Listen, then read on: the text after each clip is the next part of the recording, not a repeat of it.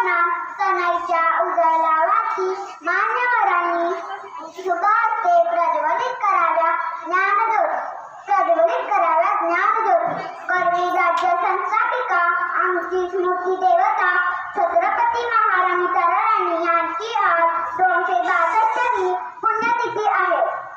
त्यानिमित्त आज आपण एकत्र जमलो आहोत. या महासभेचे अध्यक्षस्थान थेटपणे स्वीकारावे अशी मी त्यांना विनंती करते.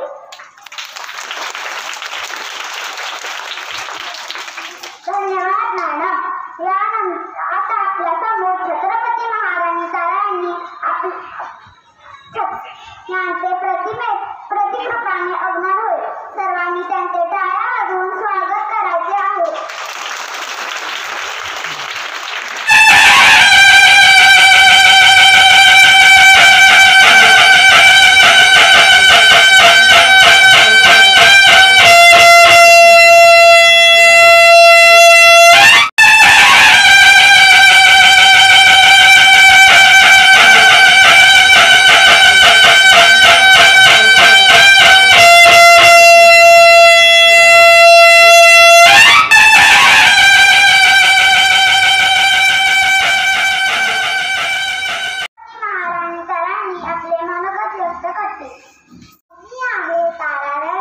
शिवरायांचे सेनापती हंबीरराव मोहिते यांची कन्या व छत्रपती शिवाजी महाराजांची सून.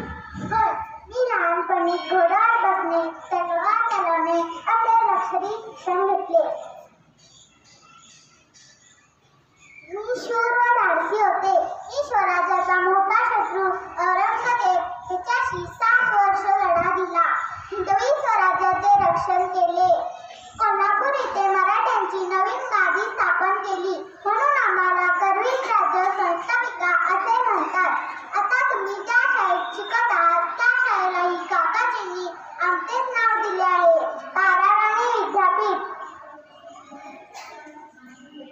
तुम्ही सर्व मुलींनी आमच्यासारखे शूर धाडसी व्हावे, संकटाला न घाबरता धाडसाने तोंड द्यावे, खूप खूप शिकून मोठे व्हावे, यासाठी या शाळेला ताराराणी हे नाव दिले आहे.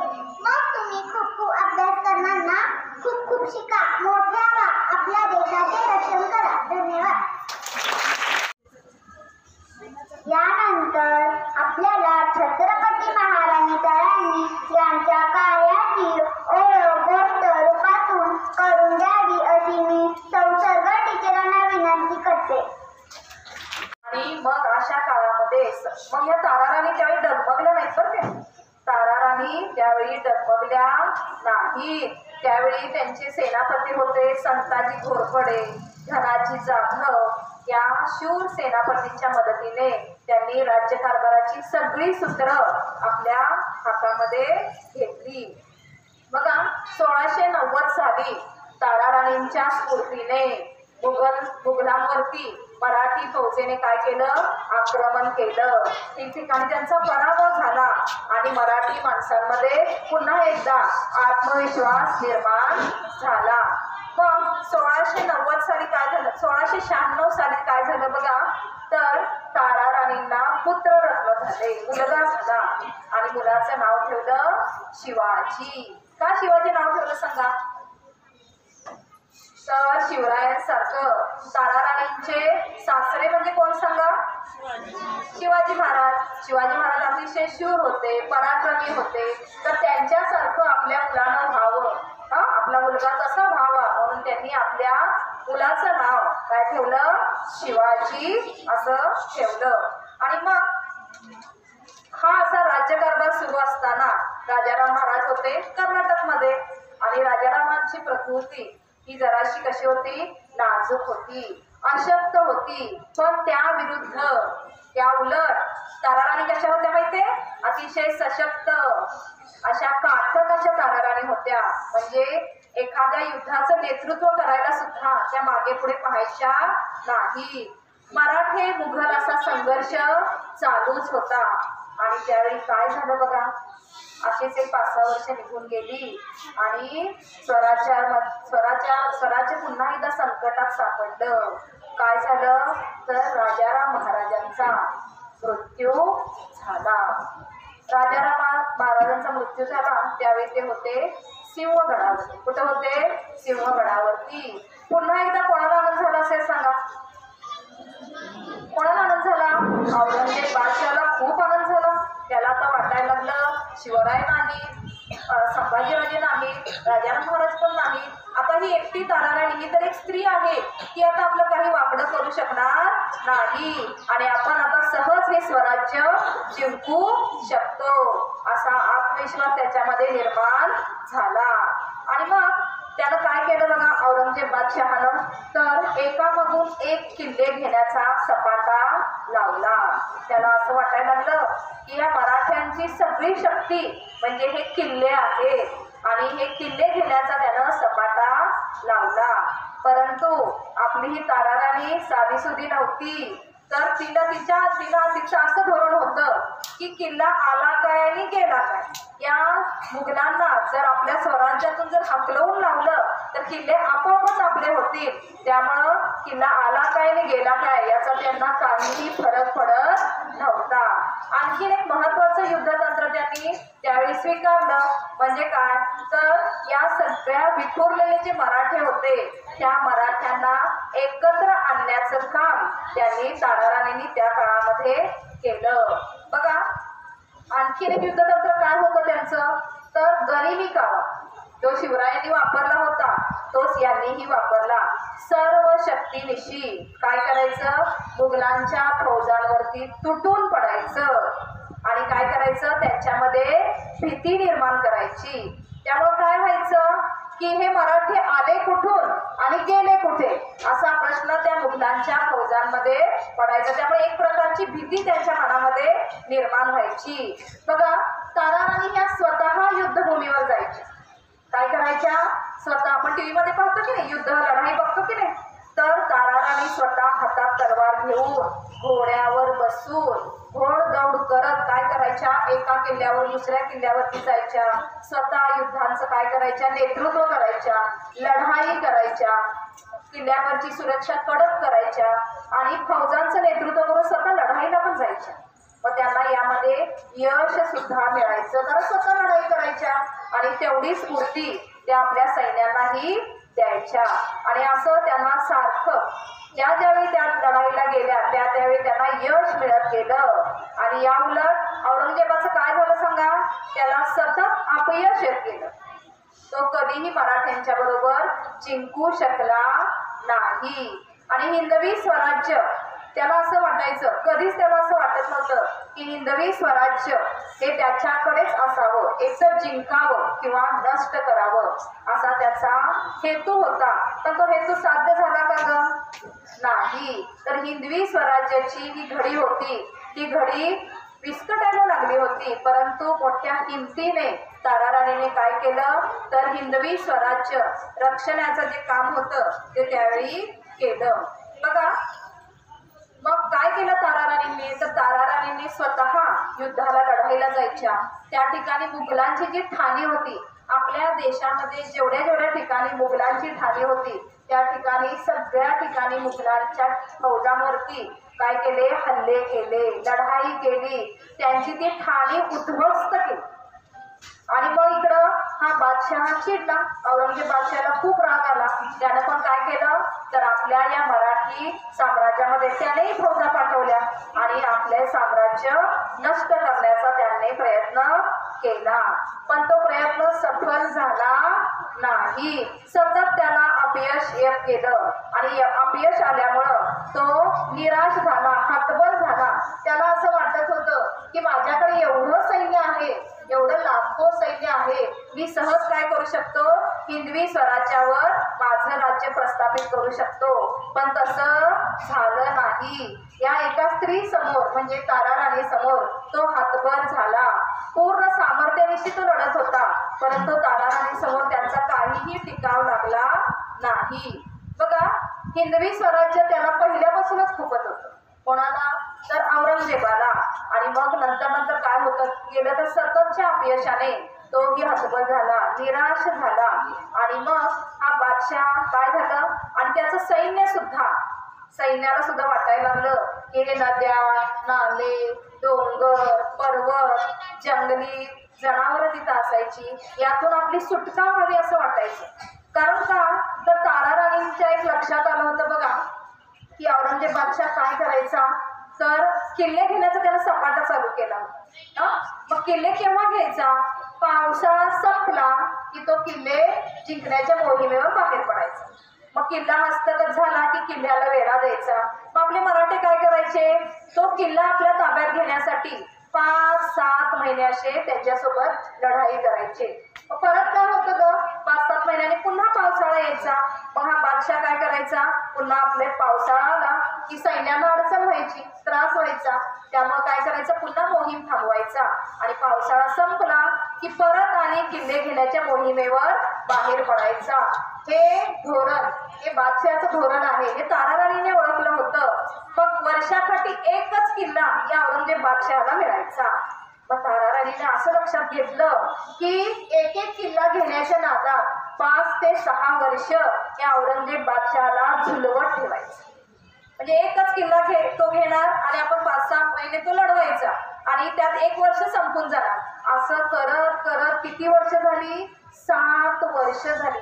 म्हणजे 7 किल्ले घेण्यामध्ये ती 7 वर्ष निघून गेली. पण 7 वर्षामध्ये या औरंगजेब बादशाहाला कधीही यश मिळालं नाही. म्हणजे तारा राणींनी जवळजवळ 7 वर्षे औरंगजेबाशी लढा दिला. 7 वर्ष एक स्त्री असून एवढ्या मोठ्या बलाढ्य शत्रूशी त्यांनी टक्कर दिली बघा. आणि मग नंतर शेवटी असं झालं की औरंगजेब बादशाह या सततच्या अपयशामुळं सतत अपयश गेलं आणि त्यामुळे त्याची प्रकृती खराब होत गेली बघा. तारा राणींशी लढतं त्याला असं वाटलं होतं की शिवराय नाही, संभाजीराजे नाही, राजाराम महाराज नाही आणि हे तारा राणी एक स्त्री आहे आणि ती आपलं काय वाकडं करू शकणार? आपण सहजच काय करू शकतो? हिंदवी स्वराज्यावर आपलं राज्य स्थापन करू शकतो. पण तो विश्वास त्याचा खोल ठरला आणि हळूहळू या औरंगजेब बादशहाची प्रकृती बिघडत गेली आणि एके दिवशी काय झाला? त्याचा मृत्यू झाला बघा. म्हणजे एक स्त्री असून देखील एवढ्या बलाढ्य शत्रूशी या तारा राणीने संघर्ष केला. आणि एवढंच नाही तर आपल्या शिवाजी महाराजांनी हिंदवी स्वराज्य स्थापन केलं होतं आणि ते स्वराज्य टिकवण्याचं काम कोणी केलं ग? तारा राणींनी. तर स्वतःच्या स्वराज्यासाठी स्वधर्मासाठी तारा राणींनी आपलं सर्व आयुष्य वेचलं. आणि आपल्या या तारा राणींना आपण काय म्हणतो? करवीर राज्य संस्थापिका. करवीर राज्य म्हणजे कोणतं राज्य? कोणतं राज्य? बाहेर आहे का महाराष्ट्राच्या? कुठे आहे?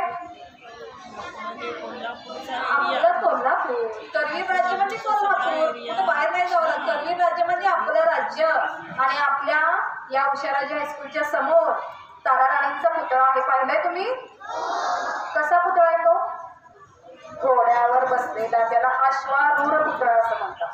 हा तर काय तारा राणींनी आपल्या या काकाजींनी आपल्या या विद्यापीठाला सुद्धा नाव दिलेलं आहे तारा राणी. का दिलं असेल का? का दिलं? असंच दिलं का? का दिलं? तर बघा तर तारा राणींसारखं शूर व्हावं, धाडशी व्हावं. तारा राणीने हातात तलवार घेऊन पराक्रम केला. आता तुम्हाला तलवार घेऊन जायचंय का? काय करायचंय? तर प्रसंगी आपण काय केलं पाहिजे? तर हातात बंदूक घेऊन आपल्या देशाचं रक्षण करायला सीमेवरती जाऊ शकता तुम्ही, होय की नाही? तर आणि या समाजामध्ये खूप वाईट लोक असतात. त्या वाईट लोकांशी सुद्धा आपण अन्यायाविरुद्ध आपण लढलं पाहिजे, होय ना? तर आपल्या या देशाचं रक्षण केलं पाहिजे, आपल्या देशाचं नाव मोठं केलं पाहिजे बघा. तर ह्या अशा या तारा राणी वयाच्या 86व्या वर्षी म्हणजे 9 डिसेंबर 1761 रोजी त्यांचा सातारा येथे मृत्यू झाला. तिथे त्यांची समाधी आहे बघा. माहूर या ठिकाणी त्यांची समाधी आहे. वयाच्या 86व्या वर्षी त्यांचा सातारा येथे मृत्यू झालेला आहे. तर या ताराराणींकडून आपणही खूप गुण घेण्यासारखे आहेत. कोणते कोणते गुण तुम्ही घेऊ शकता सांगा? कोणते कोणते गुण होते ताराराणींकडे? धाडशीपणा, बरोबर. शूर, धाडशी, पराक्रमी, आणखी काय? कर्तव्य दक्ष, आपल्या देशाविषयी प्रेम, स्वातंत्र्याविषयी प्रेम, असे खूप गुण घेण्यासारखे आहेत आणि आपण ते गुण घ्यायचे आहे. शेवटी मी ताराराणींच्या बद्दल एवढंच म्हणेन, सम्राट लीला समर कुशला लोकनेत्री प्रतापी सत्तन धान्ना नमोनी रणी आपुले राज्य स्थापी नारी लोहे अमर जगती ज्योतही पौरुषाची तारा राणी जननी आमच्या अस्मितेची यशाची धन्यवाद. यानंतर आजच्या या बालसभेच्या अध्यक्षा सौ आत्राम टीचर यांनी आपल्याला मार्गदर्शन करावे अशी मी त्यांना विनंती करते. बसायचंय. माझ्या सर्व सहकारी शिक्षिका, इथे प्रत्येक रूपामध्ये उपस्थित असलेल्या छोट्या ताराराणी म्हणजे नाही, आणि त्यांना तयार करून आणणारे त्यांचे पालक, आणि तुम्ही विद्यार्थिनींनो, आज आपण इथं कशासाठी एकत्र जमलो? ताराराणींची पुण्यतिथी साजरी करण्यासाठी. तिथीनुसार आज मार्गशीर्ष शुद्ध अष्टमी आहे, ठीक आहे, आणि त्यानिमित्त अष्टमीच्या दिवशी त्यांचा मृत्यू झालेला आहे. आणि ती आपण का साजरी करतो? कारण आपल्या शाळेला त्यांचं नाव दिलेलं आहे, ठीक आहे. आणि आता अतिशय सुंदर अशी ही बालसभा इथं संपन्न झालेली आहे. ताराराणी अगदी छान सुंदर रूपात इथं तयार होऊन आलेल्या आहेत. फोटोपूजन सुंदररित्या झालेलं आहे. इथली सजावट छान केलेली आहे.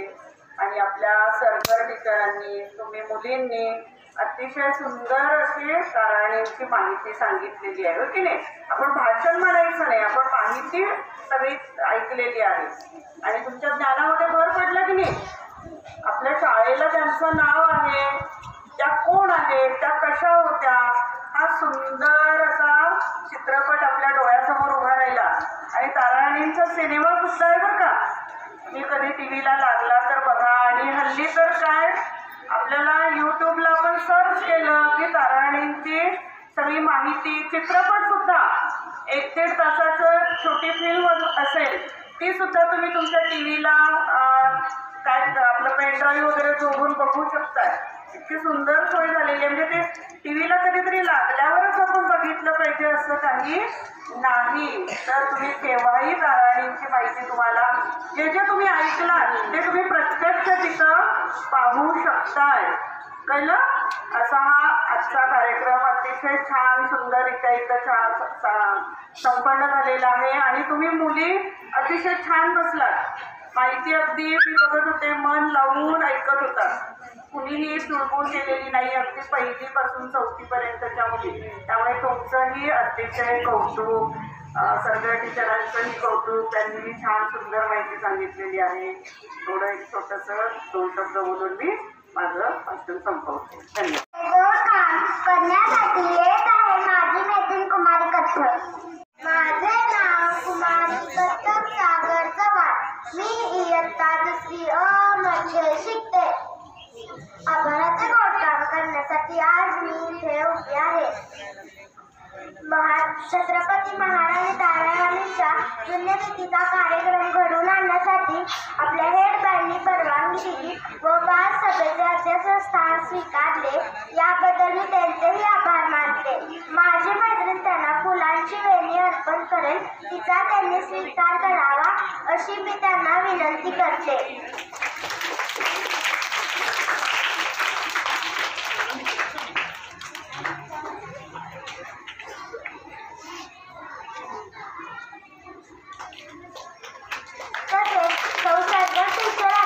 आपल्याला खूप छान माहिती सांगितली, याबद्दल मी त्यांचेही आभार मानते. माझी मैत्रीण त्यांना फुलांची वेणी अर्पण करेल, तिचा त्यांनी स्वीकार करावा अशी मी त्यांना विनंती करते.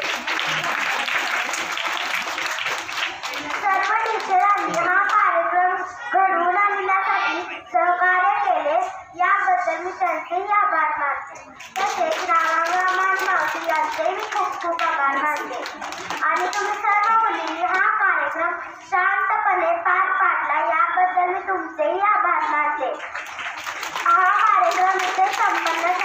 अशी मी जाहीर करते. पुन्हा भेटू पुढच्या बालसभेला. धन्यवाद.